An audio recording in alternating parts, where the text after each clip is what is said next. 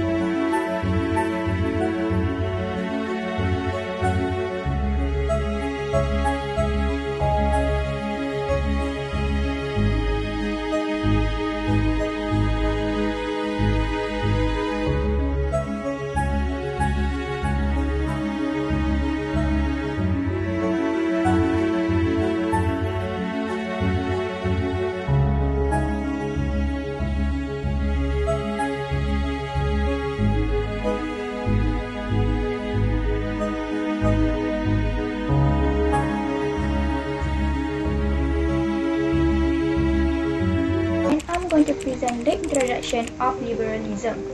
The English philosopher John Locke was the founder of liberalism, developing a philosophy of political power based on related individual rights and the concern of the governed. The term liberal means free and is etymologically derived from the Latin word liber, originally referred to freedom philosophy. In this perspective, the theory of liberalism is a modern political concept with specific aims and principles that is still relevant today. Among the primary theoretical perspectives in the subject of international relations, liberalism along with realism is the most frequently referred to. It was along with realism and Marxism one of the three dominant paradigms in the subject until recently. Aside from that, liberalism is a political philosophy that advocates for the natural rights to life, liberty, and property, and bases governmental authority on citizen agreement. The definition of liberalism in international relations. Liberalism began to emerge in 20th century and is seen as a period when liberal principles were most successful in international relations. According to Doyle, liberalism feels like a family portrait of ideals and institutions recognizable by certain qualities such as individual freedom, political involvement, private property, and equality of opportunity. Liberalism may be described in terms of international relations by demonstrating how human causes, development, freedoms, and rights as individuals can lead to more harmonious relationships between nations. In international relations, liberal theory is one of the major views that inspired many following theories. Liberalism also places a high value on foreign affairs. International issues include institutions, international law, peaceful solution to international challenges, diplomacy, and collaboration. With the application of universal morality and reason to diplomacy, collaboration, and international relations through institutions, a more functioning and less competing global order based on mutual cooperation and duties may be established in the international society. The role of nations, the structure and operation of the international society and system are more positive in the liberals' view of international relations than in the realists. Firstly, it emphasizes on individual and state rights. Liberalism places a strong emphasis on individuals' rights and freedoms as well as the rights of states. It argues that individuals and states should be free from undue interference by external actors. In international relations, liberalism places a strong emphasis on individual rights such as freedom of speech, religion, and assembly. It believes that individuals should have the freedom to express themselves and participate in political process. Similarly, liberalism theory recognizes the importance of state rights, including sovereignty and self-determination. Secondly, democratic peace theory. One of the central principles in liberalism is the idea of democratic peace theory, which places that democracies tend to be more peaceful in relations with one another. This theory also suggests that democracies are less likely to go to war against each other. Generally speaking, democratic governments focus mostly on maintaining internal stability, ensuring that their respective populations have all their social, economic, and political needs properly satisfied. In addition, the spread of democracy also will result in greater international peace, and that democratic political institutions prevent governments from initiating war. Lastly is international corporations and institutions. Liberals believe that international institutions such as United Nations play a crucial role in promoting cooperations and resolving conflict between states. In the context of international relations, the United Nations is seen as an important institution that promotes cooperation and collective decision-making among member states. Not only that, it serves as a platform for nations to come together, discuss global issues and work toward common goals. It is a mechanism for resolving conflict peacefully, advancing human rights and addressing global challenges such as poverty, climate change and terrorism. Lastly, the United Nations embodies the principle of liberalism theory by promoting multilateralism, diplomacy and the protections of individual and state rights on a global scale. Next, I will proceed with the analysis of liberalism theory according to four different philosophers. Firstly, John Locke. He is regarded as a key thinker in early liberalism. For John Locke, he supported the concept of natural rights that everyone is entitled to by virtue being human and natural laws. Besides, he suggested that the government derives legitimacy from the people. So the government should respect the people's natural right. The government's role is to govern in accordance to the people's wishes by giving people's freedom as far as possible and promoting toleration. These uphold the key right of freedom.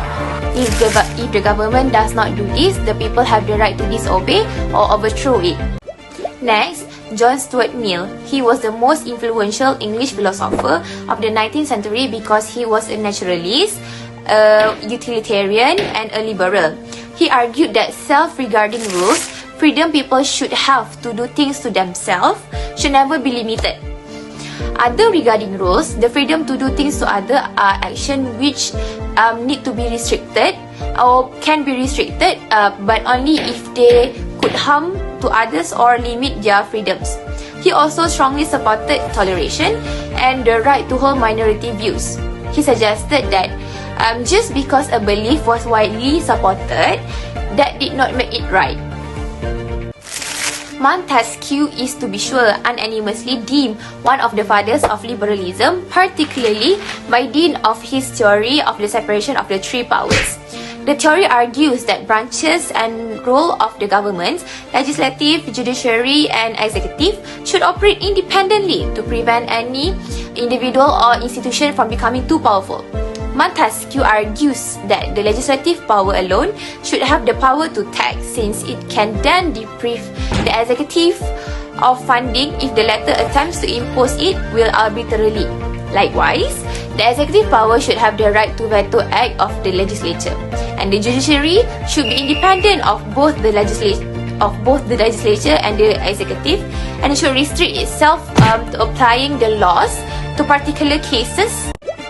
Lastly, Adam Smith. Adam Smith was an early advocate for economic liberalism. Adam Smith, far from being a laissez-faire doctrinaire, aimed to demonstrate that a liberal polity can enjoy the benefit of individual liberty and a free market economy. But laissez-faire economics is a theory that says the government should not intervene in the economy. In other words, let the market do their own things. If left alone, the law of supply and demand will efficiently direct the production of the goods and the services. However, Adam Smith argued that individuals focus on advancing their personal interests tend to make decisions that will maximize results to their own benefit.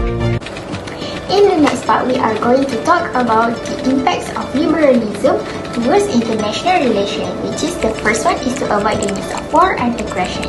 A deeply ingrained tenet of liberalism, however, is the active rejection to power politics and the prioritization of cooperation policies that circumvent the needs of warfare and aggression. Through the eschewing of power politics, aspiring diplomats and political professionals gain an increased understanding of cooperation among nations. We cannot be certain whether the peace is truly democratic or whether it is the result of the factors associated with democracy, such as power, alliances, culture, economics, and so on. There are some research that indicates these countries of liberalism are likely to be adverse toward the non-democracies, such as when US went to war with Iraq in 2003. It can facilitate activities that are beneficial to states, such as trade. Through the effort of powerful liberal states and international organizations such as the World Trade Organization, the International Monetary Fund, and the World Bank, spread the theory of trade and capitalism, creates an open market-based international economic system. This situation is mutually beneficial because there are high levels of trade between states, can reduce conflict and make war less likely because, as we know, war will disrupt or cancel the benefits, which is the profit from the trade. States can extensive trade ties have a strong incentive to keep their relations peaceful, such as United States that imported cars from Japan. Liberalism can also increase prosperity while reducing dispute. International law's role should be one of the moderation. States can work together to maximize the prosperity while minimizing the disputes. A medieval market without legal protection but dominated by the power was insufficient. What is required is full recognition of civil liberties, legal protection, and property. In another word, a state governed by the rule of law. Liberalism has been successful in many countries, as can be seen nowadays, such as in the country of Australia, Belgium, Japan, and Canada. I'm going to conclude our liberalism presentation. Liberalism, in a nutshell, mainly focusing on the rights of the people, which is important in nowadays, as certain countries have their freedom of right to be taken away, such as in North Korea, for example, in which they're currently practicing ideology of dictatorship, where the voice of the people is not recognized. Other than that, liberalism can also benefit the countries, which can boost in terms of their political views, enhancing economic growth and ensuring social welfare. The reason is that people is constantly involved with the decision make, thus give a lot of ideas and opportunity to strive for such benefit. As such, liberalism is a political philosophy that needs to be practiced within all of the country to ensure people have their fundamental right able to preserve from any sort of oppressiveness. Thank you.